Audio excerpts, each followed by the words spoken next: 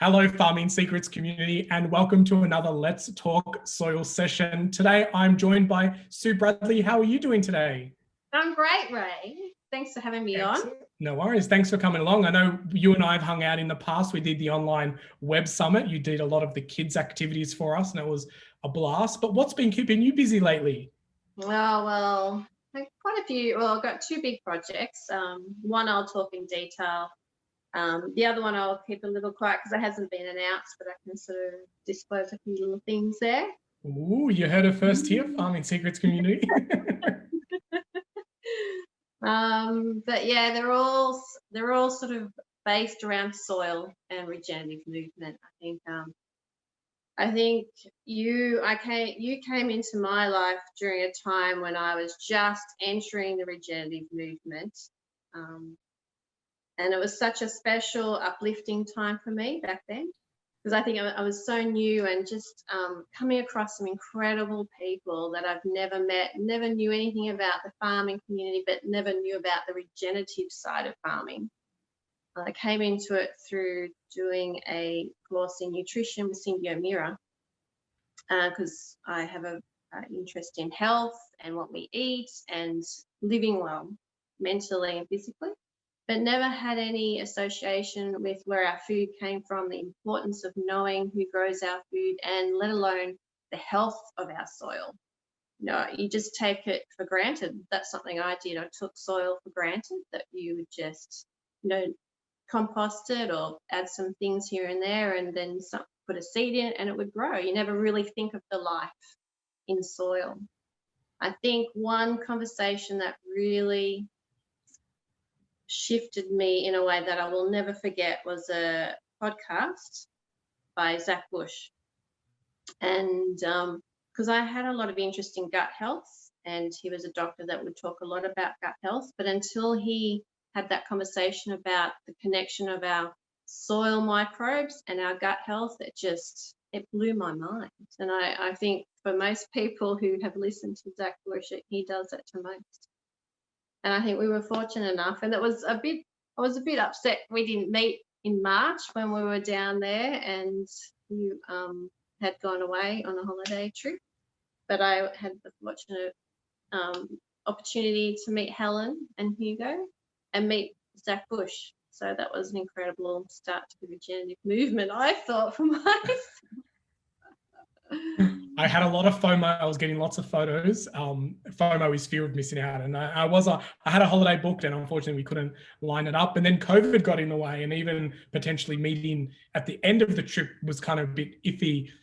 Just wanted to be safe and precautious. So a lot of things didn't allow us to meet, but we've had lots of great conversations over Zoom and phone calls. And it's a real testament to see how much you can change your mindset and your journey once you discover regenerative agriculture and the power of soil. And I know the projects you're working on are very soil based. And so I want to ask you, what does soil mean to you? I think it's a funny one. I don't think people understand when I say soil is a love story for me and a life-changing, just completely changed my life.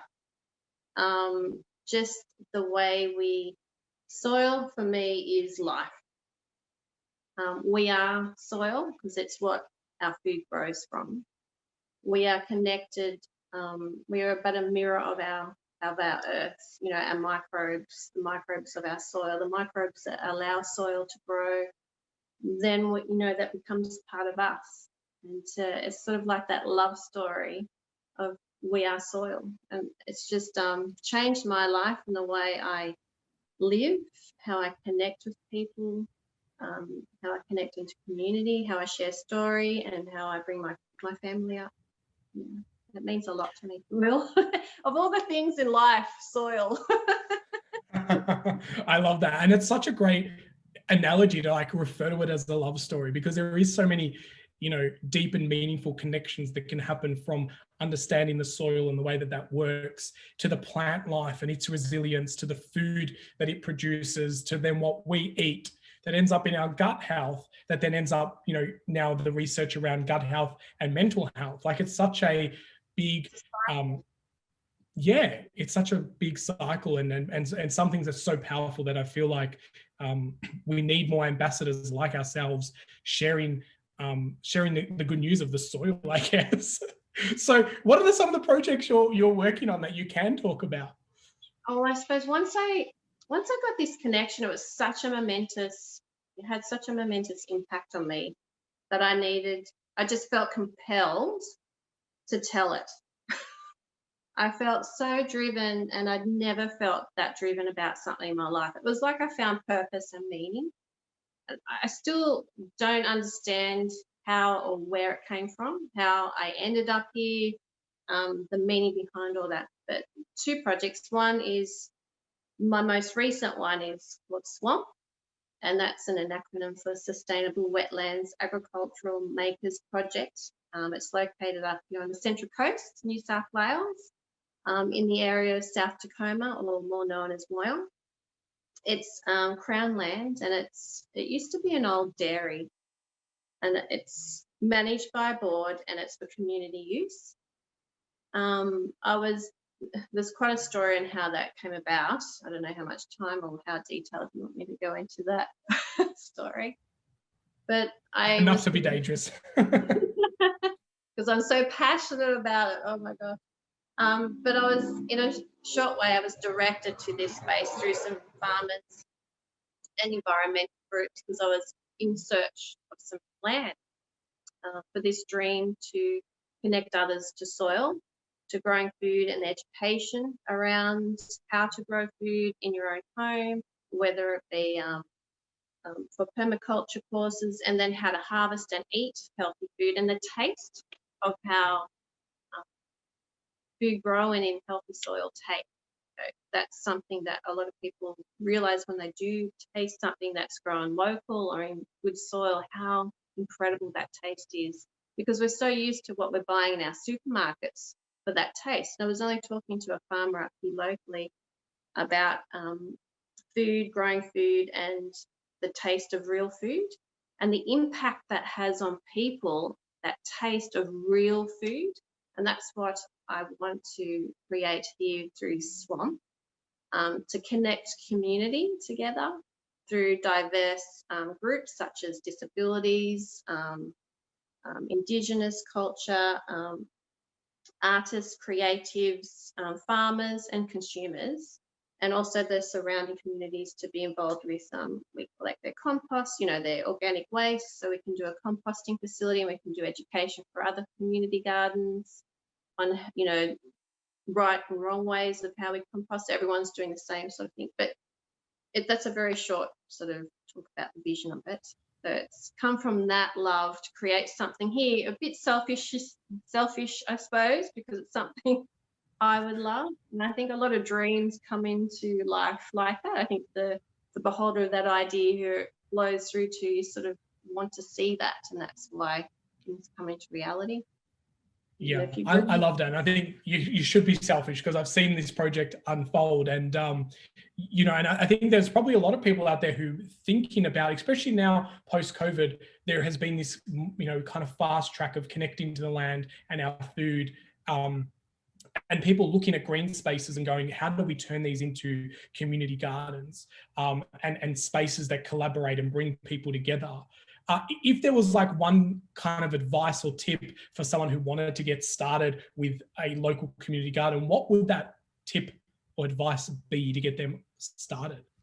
Well, I suppose coming from a point of someone that's never done this before, my avenue into this was just, I love meeting people. So I always love to ask how people are doing something. So I don't hesitate. I suppose that's something I've grown to learn, is to just ring and say, hey, I'd love to meet you, and I want to learn what you've done, because I really love it, and celebrate what they're doing and take them on as a mentor. And then that's another way of connecting with another human and working together to bring something into the world. Another thing is to visit your local community garden and talk to the people in there, because a lot of them have so much knowledge, and they can also help you in creating a community garden as well. But I don't know. I suppose we're in early stages still. We've got a lot to do. We still haven't turned soil. We've got our date. Our open date is the 22nd of November. So we're very excited because there's a lot of work behind the scenes, which sometimes is quite challenging when, you know, you're pushing boundaries and things that you're really out of your comfort zone a lot of the time. But until we get into the garden, I think we'll be continually learning and asking for help. And it's just about not being fearful to ask for help and meet people that you may think, oh, they're not approachable. I don't know, then, you know, they're off limits because, you know, they've not got no time but no, I really think, you know, don't feel that you can't ask anyone for help. I think that's a great tip, because if you don't ask, you don't get. So, you know, and even if they say, look, I'm too busy, this is not good timing for me, you're in the same net position. So you've got everything to gain and really nothing to lose. And I think it's such a great tip as well to like ask people who are already doing something that you want to do. And, you know, if for the word is a mentor, like let them be a mentor for you. You don't have to label it that, but it's a nice kind of relationship. And I think people who are running these type of projects want to share because they want to amplify what they're doing and encourage others to do the same. Yeah, and it allows you to connect into like-minded community members as well that you may not have had access to before. And it takes time, as you know, to establish these relationships. And sometimes when you meet these people, like in some meetings I've had recently, you don't even know what the ask is. Like you turn up and like, I'm just here to meet you and hear what you've done in the community and what we're doing, and let's see what we can bring together and how we can help. And sometimes nothing really gels in that conversation, but you've planted a seed in their mind, and then you've grown from that experience, and they may go, oh, so and so, you know, it's that networking. I think it's important to get into a network and just follow that connection that you might have been referred to. It's traveling. It's just a real journey of meeting people in your community. We love that. And regen is definitely a journey. And you've mentioned community and connecting people and networking. How important is it for communities to connect and be, you know, in this oneness space when it comes to growing food and understanding health and soil? I think it's critical for our overall health as a human being and a race. I think if we don't live in a healthy, thriving community, our spirits they're not whole. We're not in growth. We're not in purpose or meaning. Connection is both connecting with another human, a community, and our earth. Community is so important that, well, we see that when we are facing an event, so COVID, you know, that's such a recent thing. And fires, or I prefer to use the fires, because when the fire people came together, and that's the thing, we are really good, our communities doing that under pressure, but we're not so good in the good times.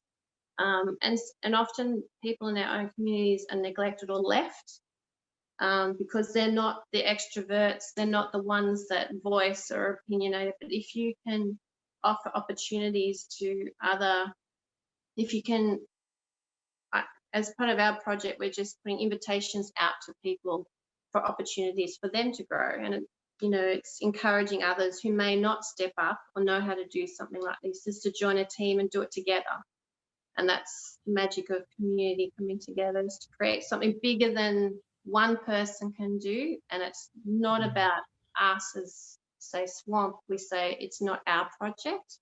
It's a project for everyone, and it's a project for the community, because it's benefiting the community. But we get such joy from that, so that we bring that into our family life, we bring that into our friendships. So it's that reciprocal relationship, which, you know, it's just when you get into that, it's like this euphoria. You feel so happy, you know, when you're giving something to someone. It's such a gift. Yeah. Yeah, I love that. You've definitely, just through this conversation, you know, I was like smiling gleamlessly at the way you were explaining that, because I think, you know, it is important to know that community needs to exist in the good times and the bad times, and humans do definitely step up in the bad times. But we're seeing this shift of people really wanting to be connected and have that sense of community all the time, and yeah, going out and getting that community fix and then bringing that back into the home unit and into like your work, is definitely a much, you know, nicer place to hang out in. And with Farming Secrets as well, you know, a lot of the communities that we are working on to rebuild in regional towns is a key for the success of that town and bringing people back into it, whether it be through ecotourism or, you know, just bringing families back onto the farm who kids have left, you know, 10 years ago, but now all of a sudden they want to get back on the farm because they can do it regeneratively, and leave the planet better than the way they found it through soil health, which is very inspiring. Yeah, it's invaluable. You cannot put a monetary sum on it. I think it outvalues monetary.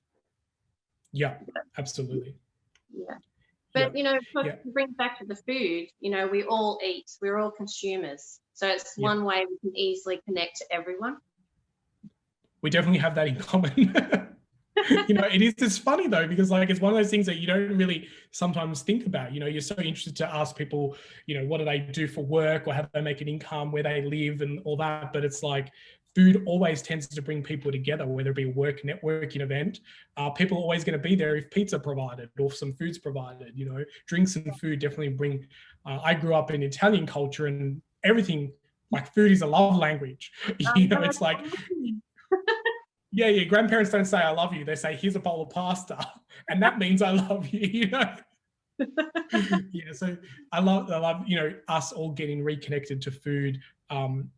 And exploring that. So, Sue, how do people get, you know, to hang out with you more and follow the journey of Swamp? I think a lot of people would be interested, self included, to follow the journey and see when you first turn soil. Well, thanks, Ray. So we have a website in the making that should go live soon, the next couple of weeks. That will be www.swampcentralcoast.com.au. We do have a Facebook, Swamp Central Coast. We have an Instagram, Swamp Central Coast. We're looking at getting a podcast for Swamp. One of our team members is in media, and she's got a phenomenal knowledge about plant history, and she's an ethnobotanist, so she has a beautiful slant on plants and the meanings of plants and connecting that into the community and the history. So we'll be putting those through our website and our Facebook and Instagram, and there'll be a way to connect with us through a mailing list. And if you want to connect to get more information, but you can also connect to me direct if you're in the area, or you want to know a bit more on how to set something up, or if you want to be involved. And my personal account is In8lyGood, IN number 8 LYGOOD, or Sue Bradley. And I'm a very warm and kind person, so so I always like to respond quickly, and I love a chat. Yeah, and I can second that, definitely. We've always had some really good check-in calls and, you know, nice chats. And I know Helen and Hugo enjoyed spending time with you when you met Zach Bush here in Melbourne. And, you know, the links will be around this website as well, wherever you're watching this video. And if you are a Farming Secrets Circle member, do watch the web summit that we ran. Sue championed at the last minute. We leaned on Sue to say, hey, can you run our kids program? And, you know, true testament to what Sue's all about. She's like, oh yeah, I could do that. And then we joined Sue every day in her kitchen and in her garden, doing all these fun kids activities during our web summit. And that is available now on replay mode, but there's lots of fun activities that you could do with the kids. And that was a true testament to just the yes, I can help attitude that Sue always has, and loved being around, and super excited to see how Swamp unfolds and be part of that, you know, promoting and journey. And, you know, I can't wait to visit and in person and maybe even. I know. We've got to meet yet. I know. It's so weird. We literally have never physically met. It's so weird. But I feel like, we have so much in common, and we definitely speak the same tune, and I always enjoy hanging out with you. And I know the Farming Secrets community will enjoy virtually hanging out with you as well. I really want to thank you, Ray, because you've been a real inspiration for me too. I want to reciprocate that amazing. Virtual hugs. But yeah, I have to say, Ray, you've been incredible on support and knowledge and connections, and just having that commonality of community. You're part of my community, and I feel I'm part of your community. You're so open, so open-minded, and supportive. And that March time was so magical, and I wish you were there, because we'd done so much in the lead up, and we were talking so much, and I'm like, oh, I'm not going to even meet you. But Ray and Hugo made up for that. But yeah, so when we finally meet, big hugs. Yes, absolutely. Awesome. Well, thank you very much, Sue, for sharing your knowledge and hanging out with us today. I think you're definitely an inspiration to show, I want to highlight that, these projects have unfolded because you became curious about soil and then discovered regenerative. And in a very short time, some people have known about regenerative for 5, 6, 10 years and haven't done as much action as what you have in a couple of years, or in 12 months. So kudos to you, and thank you. Get into the other project, but why don't we just say, watch this space? Oh, there's a little keyword there. Watch this space. Maybe an announcement, by Farming Secrets, you never know. Yeah. I love that, and I like the fact that there's a little bit of a cliffhanger, and watch this space as we unfold more of what Sue Bradley is all about. Well, thanks, Sue, for joining us today. Thanks, Ray. It was great. We had fun. I had so much fun. We did. Awesome. Well, Farming Secrets community, until next time, get your hands dirty and start digging deeper into your soils. Thanks, Ray. Thanks, everyone.